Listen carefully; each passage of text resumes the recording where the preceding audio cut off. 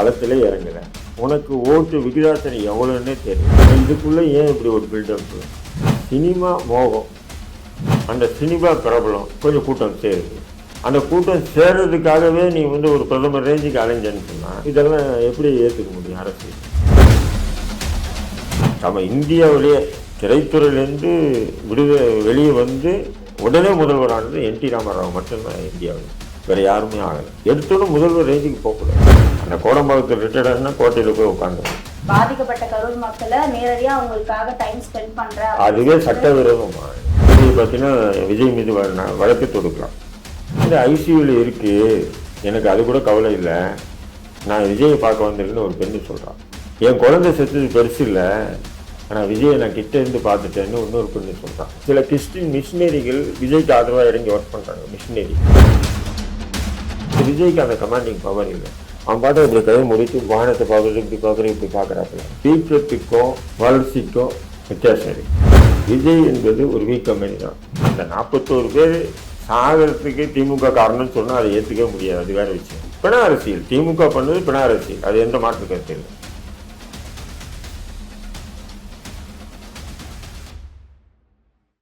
Cloud7 voice நேயர்களுக்கு வணக்கம். இன்றைய சிறப்பு நேர்காணலில் நம்மோடு இணைந்திருக்கிறார் அரசியல் விமர்சகர் தடா ரஹீம். தமிழ்நாட்டை பொறுத்த வரைக்கும் தாவேகா தரப்புல இருந்து சொல்றது என்னன்னா, தாவேகாவுக்கும் திமுகவுக்கும் தான் போட்டி அப்படின்னு சொல்றாங்க. ஆரம்பத்துல 3 முனை போட்டியா தான் கன்சிடர் பண்ணிட்டு இருந்தாங்க சீமான் அவர்களை சேர்க்காம. அதுக்கப்புறமா அவர் பல போராட்டம் பண்ணி நாங்களும் இந்த தேர்தலில் இருக்கோம் அப்படின்னு தொடர்ந்து போட்டி போட்டு தனிச்சா நின்றுட்டு வராரு. இப்படி இருக்க இப்ப தாவேகா தான் ஒரு வலுவான எதிர்கட்சியா உருவெடுக்கிறதுக்கான வாய்ப்பு இருக்கா? அப்படி இருந்தா சீமான் அவர்களுடைய எதிர்கால அரசியல் எப்படி இருக்கு? நான் என்ன சொல்றேன், பிரதான எதிர்கட்சி அதிமுக. 75 சீட்டு கிட்ட சட்டமன்ற உறுப்பினர் இருக்காங்களா இல்லையா? இருக்காங்க. ஆனா கடந்த பாராளுமன்ற தேர்தலில் தனியாக நின்று கூட அதிமுக 1 கோடி ஓட்டு வாங்கியிருக்காங்க.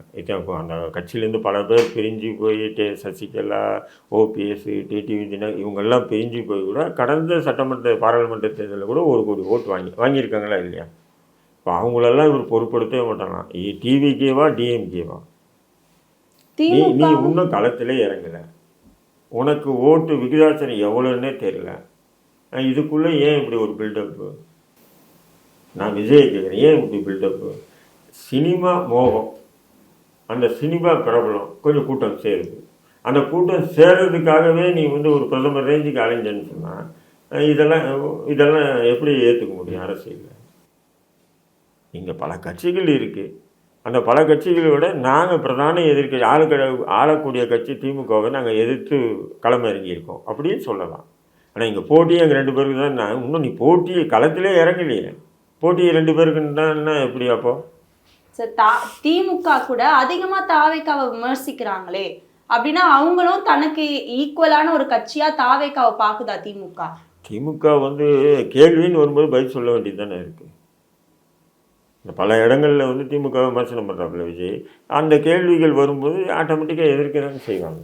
அறிவு திருவிழா கூட இவரை மறைமுகமாக தான் வச்சு பேசுனீங்க, அது அறிவு திருவிழாவா இல்லை அவதூறு திருவிழாவா அப்படின்ற அளவுக்கு தாவேகா தரப்புலேருந்து கேட்கப்பட்டிருக்கு. அப்போ ஒவ்வொரு இடத்துலையும் திமுக அதிமுகவை விட அதிகமான ஒரு கவனத்தை தாவேகா மேலே செலுத்துது. ஒரு கால் திமுக இப்படி கூட நினைக்கலாம், அதிமுக நம்ம எதிரி கட்சியாக நிறுத்துறதை விட விஜயை நிறுத்தணும்னு சொன்னால் நம்ம இலகுவாக வெற்றி பெற்றுடலாம் அப்படின்ற மாதிரி ஒரு சூட்சமமான அரசியலை திமுக கையாளலாம். சார், கரூர் பிரச்சனை ரொம்ப அதிகமாக பேசப்பட்டது. ஆனால் அங்கே பாதிக்கப்பட்ட ஒருத்தர் கூட தாவேகா தலைவர் விஜய்க்கு எதிராக பேசலையே, ஆதரவாக தான் பேசினாங்க. ரசிகர்கள் இருப்பாங்கம்மா. விஜய்க்கு ஒரு சினிமா இப்போ நீங்கள் நயன்தாராவை நீங்கள் அங்கே இந்த மாதிரி கூப்பிட்டு போங்க, அந்த மாதிரி ஒரு மேடம் கூட்டம் வரும். 2015 தெரியல. ஆமாம், அப்போ வைகை புயல் வடிவேலு அவரை வச்சு கூட்டம்ப்பா அவ்வளோ தண்டு இருந்தது. எல்லாம் திமுக தான் ஆட்சிக்கு வரும்னாங்க. கடைசியாக திமுக தோற்றுச்சு, அதிமுக ஆட்சிக்கு வந்தது. சினிமா பிரபலம் என்பது இப்போ உதாரணத்துக்கு இந்த படியேறும் பெருமாளில் ஒரு நாய் நடிச்சு பார்த்தீங்களா? நான் ஒரு நாள் தூங்கிட்டே இருக்கேன், திடீர்னு பிரேக்கிங் நியூஸ் சவுண்டு இப்போ தான் போடுறாங்களே. முன்னாடியெல்லாம் பிரேக்கிங் நியூஸ் வாரத்துக்கு 1 வரும், இப்போ தான் ஒரு நாளைக்கு 10 வருது. பிரேக்கிங் நியூஸ் சவுண்டு வந்தோடனே என்னடா நான் அப்படியே கண்ணு பார்க்குறேன். படியேறும் பெருமாள் படத்தில் நடித்த நாய் மரணம். ஏன்னா சினிமா பிரபலம், வேறு எதுவுமே இல்லை. இப்போ நீங்களும் நானும் ரோட்டில் போவோம், நீ கண்டுக்க மாட்டான். ஏதோ 2-3 படத்தில் நடிச்சு நீங்கள் ரோட்டில் போங்க, 100 பேரில் 1000 பேர் நின்று நம்மளை ஃபோட்டோ எடுக்கணுமா செல்ஃபி இருக்கா இல்லையா? அதுதான் அர்த்தம். இருக்கு சார். அதுதான் அந்த சினிமா பிரபலத்தை வச்சு அவர் தன்னுடைய ரசிகர்கள் வச்சு மறுபடியும் அறுவடை பண்ணி அரசியலில் குதிக்கிறேன்னு நினைக்கிறேன். குதிக்கலாம், வேணான்னு சொல்கிறேன். அது எப்படி செய்யணும்னா அரசியலில் எடுத்தோட முதல்வர் ரேஞ்சுக்கு போகக்கூடாது. இப்போ இந்தியாவிலே வந்து திரைத்துறையிலேருந்து வெளியே வந்து முதல்வரான ஒரே ஆள் தான் யார்? எம்ஜிஆர். என்டிஆர். எம்ஜிஆர் கூட திமுகவில் சேர்ந்து ஒரு 10-15 வருஷம் பணி செஞ்சு அங்கே கருணாநிதிக்கு அவருக்கு சண்டை வந்து பிரிஞ்சு அதை தான் கட்சி ஆரம்பித்தார். அதேமாதிரி ஜெயலலிதா அதிமுக எம்ஜிஆர் கூட சேர்ந்து அவங்க கஷ்டப்பட்டு அதன் பிறகு தான் அவங்க முதல்வரானாங்க. அப்போ இந்தியாவிலேயே திரைத்துறையிலேருந்து வெளியே வந்து உடனே முதல்வரானது என்டி ராமராவ் மட்டும்தான் இந்தியாவில், வேறு யாருமே ஆகலை. அந்த ஒரு வாய்ப்பு விஜய் அவர்களுக்கு இருக்காதா அப்படின்னு பார்த்தீங்கன்னா, நீங்கள் கடந்த தேர்தலுக்கு முந்தைய தேர்தலில் சட்டமன்ற தேர்தலில் பார்த்தீங்கன்னா சிரஞ்சீவி தனி கட்சி ஆரம்பித்து 16% வாக்கு வாங்கினாங்க. அவருக்கு சேர்ந்த கூட்டத்தில் கால்வாசி கூட விஜய்க்கு சேரலையே. 16% வாங்கினாரு. ஆனால் வாங்கி நம்ம ஒரு 18 எம்எல்ஏக்களை ஜெயிச்சார். அடுத்து முடிஞ்சோடனே கட்சியை கழிச்சிட்டு போயிட்டார். ஏன் சொன்னால் அவங்க டைரெக்டாக சிஎம் சீட்டு தான். அவங்க வந்து இந்த வாட்டி இப்போ 16 சீட் ஜெயிச்சிருக்குமா, அடுத்த வாட்டி ஸ்ட்ராங்காக நிற்போம், அடுத்த வாட்டி இன்னும் கூடுவோம், மக்கள் பிரச்சனையை பேசுவோம், மக்களுக்காக போராடுவோம் அப்படின்ற எண்ணமே இவங்களுக்கு இல்லை. அந்த கோடம்பாக்கத்தில் ரிட்டையர்டானா கோட்டையில் போய் உட்காந்து மக்களை அழைச்சி பேசினாரு அப்படின்னு சொல்றாங்கல்ல சார். எந்த மக்கள் அழைச்சி? பாதிக்கப்பட்ட கரூர் மக்களை நேரடியா அவங்களுக்காக டைம் ஸ்பெண்ட் பண்ற. அதுவே சட்டவிரோதமாக அழைச்சி பேசியிருக்கேன். தப்பு அது. அது ஆக்சுவலாக வந்து பார்த்தீங்கன்னா சிபிஐ பார்த்தீங்கன்னா விஜய் மீது வழக்கு தொடுக்கலாம், கைது பண்ணலாம். ஏன்னு சொன்னால் விசாரணையை சிபிஐக்கு கொடுத்தாச்சு. அப்போது அந்த மரணித்த அந்த குடும்பத்தை நீங்கள் ரகசியமாக சந்தித்து சிபிஐ விசாரணை பண்ணாங்கன்னா, ஏன்னா கன்ஃபெஷன் ஸ்டேட்மெண்ட்டு இறந்தவங்களுடைய குடும்பத்தார்கிட்ட தான் வாங்குவாங்க, புரியுதுங்களா? அப்போ அந்த கன்ஃபெஷன் ஸ்டேட்மெண்ட் வாங்கினா நீங்கள் வந்து எங்களுக்கு எதிராக சொல்லிடாதீங்க அப்படின்னு பேரம் பேசியிருக்கலாமா இல்லையா? தனித்தனியாக சந்திச்சு ஒரு உயிரே போயிடுச்சு. அப்படி இருக்கும்போது பேரத்தை அவங்க பெருசாக பார்ப்பாங்களா? என்னுடைய குழந்தை ஐசியூவில் இருக்குது, எனக்கு அது கூட கவலை இல்லை, நான் விஜயை பார்க்க வந்திருக்குன்னு ஒரு பெண்ணு சொல்கிறான். எல்லாரும் ஒரே மாதிரி இருந்துட முடியாது. என் குழந்தை செத்தது பெருசு இல்லை, ஆனால் விஜயை நான் கிட்ட இருந்து பார்த்துட்டேன்னு இன்னொரு பெண்ணு சொல்கிறான். அப்படி இருக்கும்போது ஏன் 40 பேரில் ஒரு 2-3 பேர் அப்படி இருக்கலாம், மற்றவங்க சொல்கிறேன் நான். ஏன்னா கன்ஃபெஷன் ஸ்டேட்மெண்ட் வாங்குவான். அப்போ அதுவே சட்டவிரோதம். சிபிஐ நீ தான் போய் கேட்ட, யாரும் தமிழக அரசாக சிபிஐக்கு கொடுக்கல, நீயா போய் என்ன பண்ண நீதிமன்றத்துக்கு முறையிட்ட சிபிஐ இந்த வழக்கு சிபிஐக்கு மாற்றுங்கன்னு சிபிஐக்கு மாற்றிட்ட பிறகு நீங்கள் ரகசியமாக சந்திக்கிறேன்னா அப்போது அவங்கள சந்தித்து, ஏன்னா அந்த அவப்பேர் நமக்கு வரக்கூடாது, ஆளுங்கட்சி மீது போடுங்க, போலீஸ் தடியடி பண்ணிச்சு, போலீஸ் வந்து விரட்டிச்சு, எங்களுக்கு பசங்களை அடித்தாங்க, பசங்க ஓடி வந்து எங்கள் மேலே விழுந்தாங்க இப்படி சொன்னால் அப்போது சிபிஐ என்ன பண்ணால் இன்வெஸ்டிகேஷனில் அப்படி அந்த குற்றப்பத்திரிக்கையை மாற்றுவாங்க இல்லையா? அப்படி நீ பண்ணியிருந்தா அப்போ அதுவே சட்டவிரோதமானது. Okay sir. ஆனால் இப்போ வரைக்கும் சார், இப்போ இருக்கிற காலகட்டத்தில் கூட அதிகமான ஒரு பேச்சுன்றது தாவேகா, திமுக, அதிமுகவுக்கு தான் இருக்கு. நாம் தமிழர் கட்சி சீமான் அவர்களை அதிகமாக இந்த தேர்தலை கண்டுக்கலையா அப்படின்ற ஒரு கேள்வி இங்கே முன்வைக்கப்படுது சார். எல்லாமே கவர்ச்சி அரசியல், கார்பரேட் கவர்ச்சி அரசியல், மக்களுக்கான அரசியல் சீமான் கொண்டு போறாங்க. அதை வந்து மக்கள் கிட்ட நேரடியா கொண்டு போனா தானே சார் அது தெரியும். இப்ப கவர்ச்சி அரசியல் நான் என்ன சொல்றேன், கவர்ச்சி கார்பரேட் அரசியல் அப்படின்னு சொன்னா இப்போ குறைஞ்சது பார்த்தீங்கன்னா, இப்போ நீங்களே ஒரு சட்டமன்ற உறுப்பினர் ஆகணும்னு வச்சுங்களேன், குறைஞ்சபட்சம் 50 கோடி ரூபாய் இருக்கும். எவ்வளோ? 50 கோடி ரூபாய் இருக்கும். ஆனால் நீங்கள் அந்த சட்டமன்றத்துக்கு உட்பட்ட தொகுதியில் நீங்கள் பல ஆண்டுகளாக சமூக சேவை செஞ்சுருக்கலாம், மக்கள் பணி செஞ்சுருக்கலாம். ஆனால் நீங்கள் சட்டமன்ற உறுப்பினர் ஆக முடியும் இன்றைக்கி இருக்கிற சூழ்நிலை. ஏன்னா இந்த பூத் கமிட்டி அது இதுன்னு செலவு நொட்டுன்னு 5 குறைஞ்சபட்சம் 10-25 கோடியாச்சும் செலவு பண்ணுது. சட்டமன்ற பாராளுமன்ற உறுப்பினர் போது 50-100 கோடி வரையும் செலவு பண்ணலாம். ஒரு கவுன்சிலராக கூட 5 கோடி ரூபாய் செலவு பண்ணலாம், புரியுதுங்களா? இப்படிப்பட்ட கார்பரேட் அரசியல் தான் இன்றைக்கி தமிழ்நாட்டில் வந்து இருக்குது. தமிழ்நாட்டில் இல்லை, இந்தியா முழுக்க அப்படி தான் இருக்கா இல்லைங்களா? அப்படிங்கும்போது இதுக்கு நடுப்புற மக்களுக்கான அரசியல், மண்ணுக்கான அரசியல் என்பது சீமான் கொண்டு போகிறார். அது ஒரு வித்தியாசமாக இருக்குது. இருந்ததுனால தான் 40 லட்சம் வாக்குகள் அவர் கொடுத்துருக்காங்க, ஒரு 10 பைசா செலவு இல்லாமல். நீங்கள் பார்த்துருக்கலாம். அதாவது ஒரு தொகுதியில் நாம் தமிழ் கட்சி வேட்பாளர் நிற்கிறான்னு சொன்னால் அந்த தொகுதியில் ஒரு 3 லட்சம் வாக்காளர் இருக்காங்கன்னா அந்த 3 லட்சம் வாக்காளர்களுக்கும் துண்டு பிரசவம் கூட போய் கொடுக்க முடியாத நிலையில் தான் நாம் தமிழ் கட்சி இருக்காங்க. துண்டு பிரசங்கம், அந்த 3 லட்சம் துண்டு பிரசங்கத்தை வீடு வீடாக சம்மந்தப்பட்ட நபர்களை கொடுக்கறது கூட முடியாத நிலையில் தான் அவங்களுடைய செயல்பாடுகள் இருக்குது.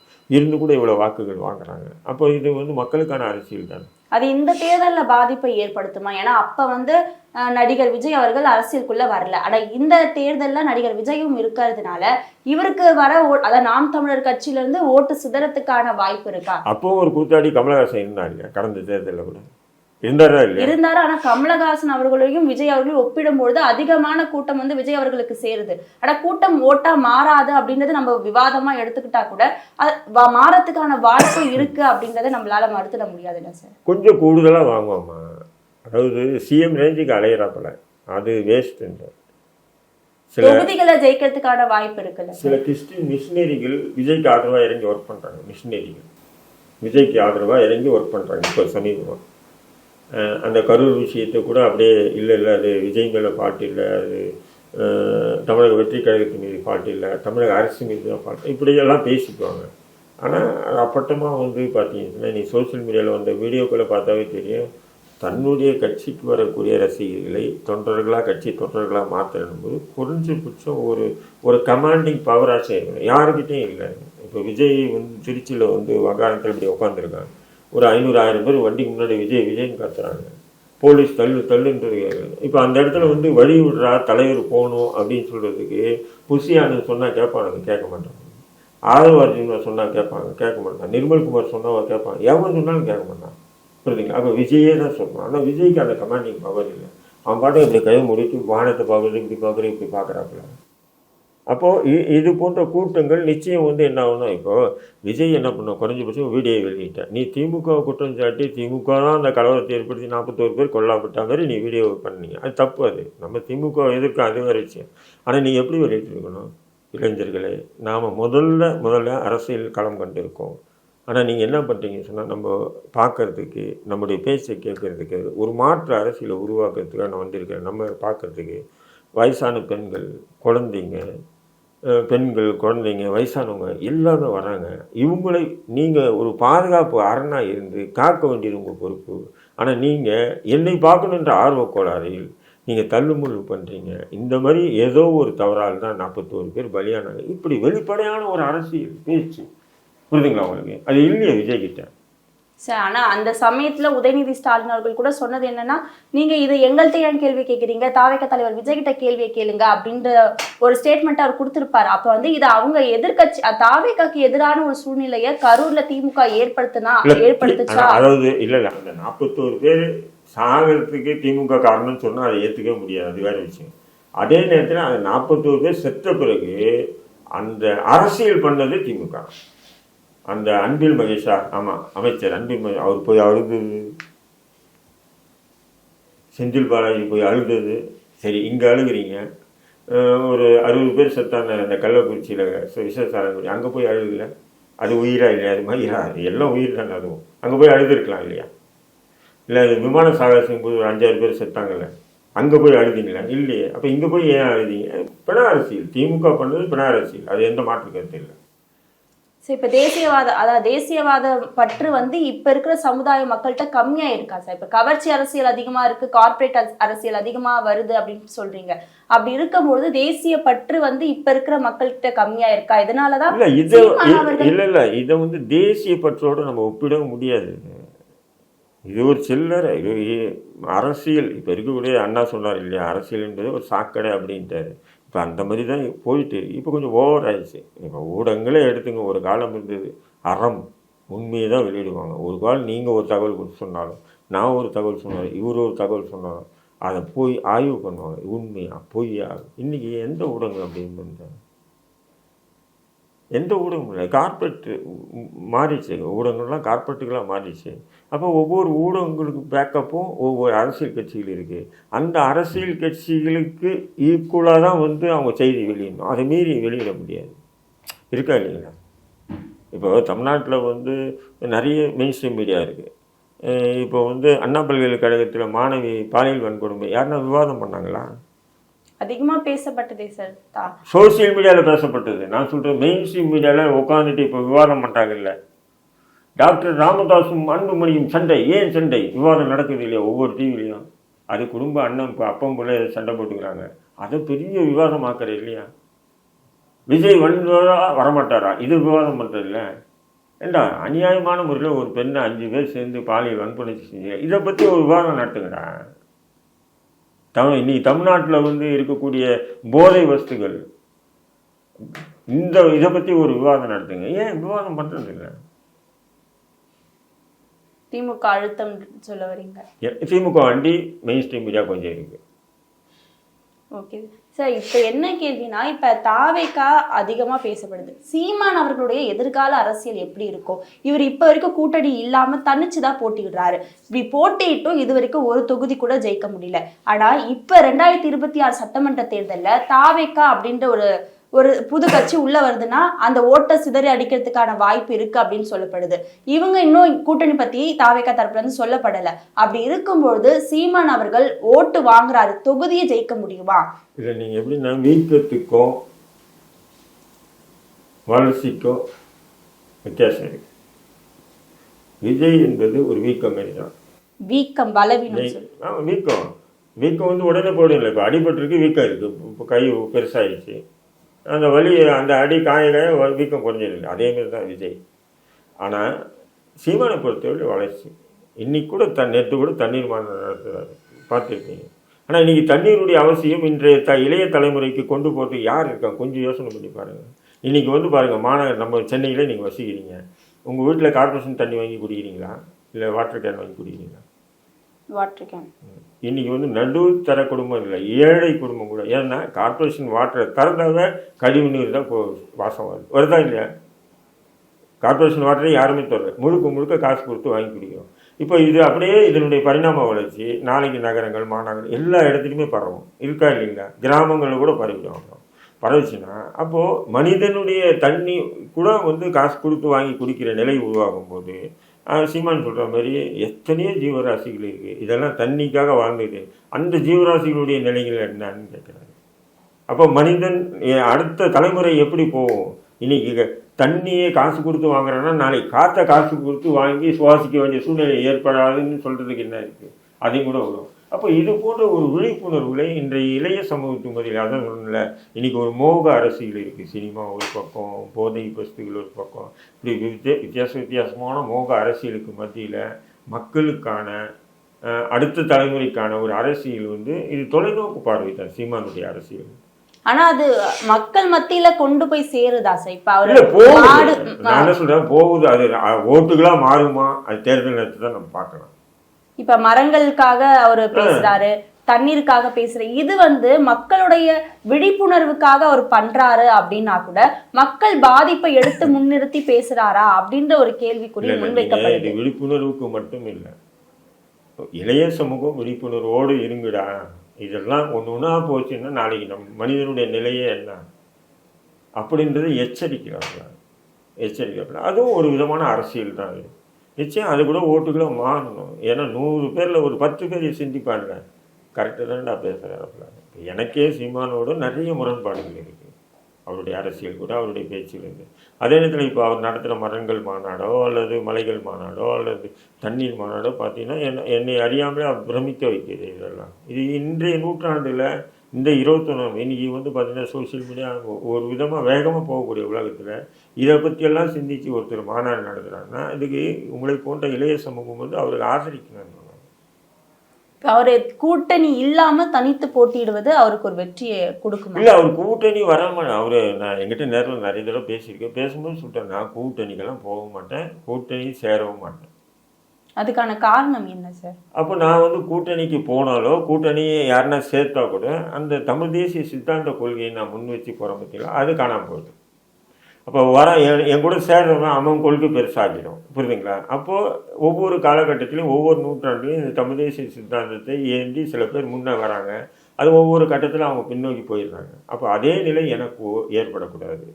என்னோட நான் இறந்தால் கூட, நான் அதிகாரத்துக்கு வரலனா கூட, எனக்கு பிறகாச்சும் ஒரு இளைய சமூகம் உருவாகி இந்த தமிழ் தேசிய சித்தாந்தத்தோடு ஆட்சி அதிகாரத்துக்கு வரணும் அப்படின்றது தான் என்னுடைய எண்ணம்னு சொல்லி தெளிவாக பேசுகிறோம். தாவேகா காங்கிரஸோட கூட்டணி வைக்கும் அப்படின்ட்டு பீகார் தேர்தலுக்கு அப்புறமா அதிகமாக பேசப்படுது.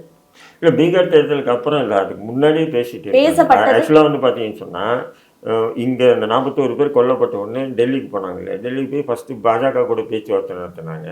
அதுக்கப்புறம் வந்து பாஜக கிட்ட பேசிக்கிட்டு இருந்தே காங்கிரஸ் கூட பேச்சுவார்த்தை நடத்தினாங்க. அப்போ தான் பாஜக வந்து அடடா இங்கேயும் பேச்சுவார்த்தை அங்கேயும் பேச்சுவார்த்தை. ஆனால் 2 இடத்துலையும் நடத்தக்கூடிய பேச்சுவார்த்தை தாவக்காக்கு என்ன சொன்னால், இங்கே வந்து என்டிஏக்கு தலைமை நாங்கள் தாங்குவோம் அப்படின்னு தான் பேச்சுவார்த்தை இருந்தோம் பாஜக கிட்ட. அதேமாதிரி காங்கிரஸ் தமிழ்நாட்டில் நாங்கள் தான், அப்போ திமுகவை ஒதுக்கணும், அங்கே வந்து அதிமுகவை ஒதுக்கணும். இது பாஜகன்னும் போது அதிமுக ஒதுக்கிட்டு பண்ணணும், இங்கே வந்து திமுக ஒதுக்கிட்டு நான் தான் தலைமை தாங்கணும். புரியுதுங்களா? இதுதான் அவங்களுடைய டிமாண்டு.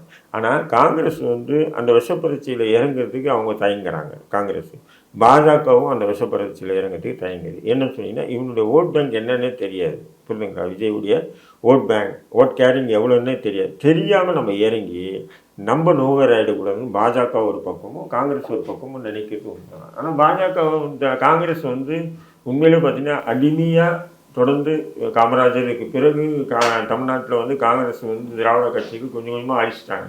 அப்போ அதை மீண்டு வரணும்னு சொன்னால் விஜய் கூட சேர்ந்தாங்கன்னா அது காங்கிரஸுக்கு ஒரு புத்துணர்ச்சி தான். அது அதேமாரி விஜய்க்கும் ஒரு புத்துணர்ச்சி என்னதுன்னா, ஒரு தேசிய கட்சியோட கூட்டணின்னும் போது அது வந்து இப்போ நம்ம சொல்கிறோம் இல்லை, இன்னும் ஒரு 8% 10% வாங்குவாருன்ற, இதுக்கு கூட குறைய வாய்ப்புகள். அது மட்டும் இல்லாம இது தமிழ்நாட்டை மட்டும் நோக்கி அவங்க காங்கிரஸ் தாவிக கூட்டணி வைக்கல, கேரளா அந்த ஸ்டேட்டையும் ஞாபகம் வச்சுதான் தாவிக கூட கூட்டணி போறதா ஒரு பேச்சு வருது. கேரளால விஜய்க்கு என்ன இருக்கு? கேரளாலையும் விஜய் அவர்களுக்கு ஒரு மிகப்பெரிய மாஸ் இருக்கு. அது எல்லா இடத்துலயும் நடிகர் தான் சொன்ன, கூத்தாடி எங்க போனாலும் கூட்டம் சேரதான் செய்யும். ஆனா காங்கிரஸுக்கு ஒரு தேவை இருக்குல்ல சார், திமுகல அவங்க கூட்டணியில இருக்காங்க. புஷ்பால ஒரு பையன் நடிச்சார்ல, புஷ்பால அவன் என்ன புஷ்பான்னு ஒரு படம், அல்லு அர்ஜுன். அல்லு அர்ஜுன் அவன் பீகார்ல ஒரு அந்த புஷ்பா 2 ரிலீஸ் ஆச்சு இல்லையா, கூட்டம் பார்த்தீங்களா? 50,000 பேருக்கு மேலே வந்தாங்க கூட்டம். அப்போது அவன் தெலுங்கானாவில் இருக்கான், பீகார்லேயே அவ்வளோ கூட்டம் அவனுக்கு. சினிமாமா எல்லா முடிவும் ஒரு சினிமா மோகம், அந்த சினிமா பிரபலம், அது எல்லா இடத்துலையும் வரதான் செய்யும். இப்போ தெலுங்கு நடிகர்கள் இங்கே வந்தால் நம்ம பார்க்க மாட்டோமா, பேச இது தெலுங்கு நடிகராங்க, அதே மாதிரி அது சினிமா மோகம். அது இவங்க காங்கிரஸ் வந்து திமுகவை ஒரு டிமாண்ட் பண்ணுறதுக்கு கூட தாவிக கூட கூட்டணி வைக்கிற அப்படின்றத சொல்லலாம் சார். இல்லை, திமுகவை இவங்க எங்கே டிமாண்ட் பண்ணாங்க? ஏன் ஒரு மாவட்ட தலைவர் கொல்லப்பட்டார், அதுக்கு இன்னும் குற்றவாளியை கண்டுபிடிக்கல, அது என்னன்னு காங்கிரஸ் தலைவர்கள் கேட்கறதுக்கு வக்கு இல்லை. மாவட்ட தலைவர், திருநெல்வேலி மாவட்ட தலைவர், கன்னியாகுமரி மாவட்ட தலைவர், காங்கிரஸ் மாவட்ட தலைவர் கூட்டம் போய் அடித்து கொன்று செத்துட்டார். அப்படி பிரதம் தான் கிடைச்சது. பட் அவரை கொன்னது யாருன்னு சொல்லி இன்னொரு குற்றவாளியை கண்டுபிடிக்க முடியல. எப்படி ராமஜெயம் கொலை வழக்கில் குற்றவாளியை கண்டுபிடிக்க முடியலையோ, வழக்கறிஞர் சங்கர் சுப்புவுடைய மகன் சதீஷ்குமாருடைய வழக்கில் குற்றவாளியை கண்டுபிடிக்க முடியலையோ, திருச்சி சிறுமி தௌஃபீக் சுல்தானாவுடைய கொலை குற்றவாளிகளை இன்னும் குற்றவாளிகளை கண்டுபிடிக்க முடியல. அதேமாரி காங்கிரஸினுடைய மாவட்ட தலைவர் அதை வந்து காங்கிரஸ் வந்து திமுகவை எதிர்த்து இல்லை திமுகவை நெருக்கடி கொடுத்து அதையே அவங்களால பண்ண முடியலையே. அவங்க என்ன திமுக காங்கிரஸை பொறுத்தவரையிலும் இப்போ தமிழக காங்கிரஸை பொறுத்தவரையிலும் என்ன நினைக்கிறாங்கன்னு சொன்னால், நம்ம திமுக கூட்டணியில் இருந்தால் ஏதோ 20-25 சீட்டு கொடுப்பாங்க, சீட்டு கொடுத்தா நம்ம முக்கியமான நபர்கள் எல்லாமே எம்எல்ஏக்களாக ஆயிடலாம். புரியுதுங்களா? அதை விட்டுட்டு நாம் வந்து காங்கிரஸ் வளர்ச்சி அடுத்த கட்டத்தை நோக்கி போகணும் இப்படின்னு நினச்சேன்னு சொன்னால் நமக்கும் எம்எல்ஏ ஆக வாய்ப்பு கிடைக்காது, நமக்கும் அந்த அங்கீகாரம் எல்லாம் போயிடும். அதனால் அந்த விஷப்பரிச்சிலெல்லாம் வேணாம்ப்பா, நம்ம திமுகவுக்கு அடிமையாக இருந்துட்டு சில பல எம்எல்ஏக்கள் எம்பிக்கள் ஆகிட்டு அப்படியே கதையை ஓட்டுவோம் அப்படின்றது தான் தமிழக காங்கிரஸினுடைய நிலை. இப்போ அந்த 25 சீட்டு கூட கிடைக்குமா அப்படின்றது ஒரு சந்தேகத்தை தான் எழுப்பியிருக்கு அப்படின்னு திமுக பக்கத்துல இருந்தே வர பதிலாக. இல்லை, திமுக வந்து பண்ணுவோம் பாருங்க, இப்போ வந்து அந்த எதிர்த்தரப்பு கூட்டணி ஸ்ட்ராங் ஆயிடுச்சுன்னா ஓரளவுக்கு திமுக வந்து இவங்க கேட்குறதெல்லாம் கூட்டணி கட்சிகள் கேட்கறது கொஞ்சம் செய்து அவங்களுடைய சீட்டுக்கு ஒதுக்கீடு பண்ணுவோம். ஒரு கால் எதிர்கட்சி கூட்டணி வந்து சரியான முறையில் அமையலைன்னு சொன்னால் விடுதலை சிறுத்தையாக போனாட்டி வாங்கின மாதிரி வாங்கிக்கிங்க சார், அதிகம் கிடைக்காது அப்படின்னு விடுதலை சிறுத்தை. அதேமாரி வந்து காங்கிரஸ் எவ்வளோ அதேமாரி எல்லாருக்கும் கடந்த முறை வாங்கின மாதிரியே கொடுத்துருவோம். சமகால அரசியல் நிகழ்வுகளை பற்றி பகிர்ந்து கொண்டதுக்கு நன்றி சார். நன்றி.